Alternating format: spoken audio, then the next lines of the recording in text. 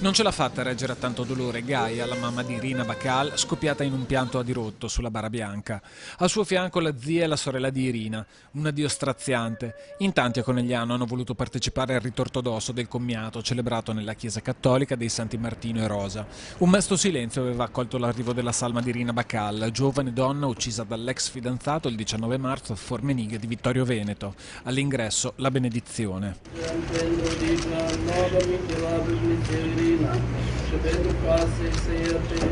In chiesa, stretta attorno alla famiglia, la comunità moldava, le donne con il velo, tante con un bocciolo bianco, altri con una candela accesa.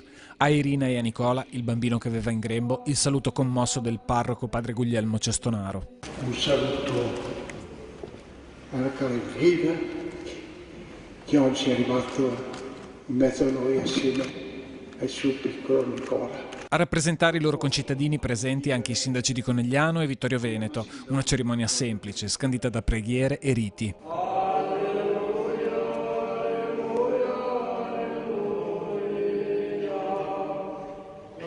La salma di Irina e del suo bambino riposeranno nella sua terra, a Chisinau, dove volerà grazie all'aiuto di tutta la comunità moldava, come racconta padre John. Ci stiamo mobilizzando proprio, abbiamo fatto noi la proposta, se avranno bisogno di questi soldi possiamo concederli.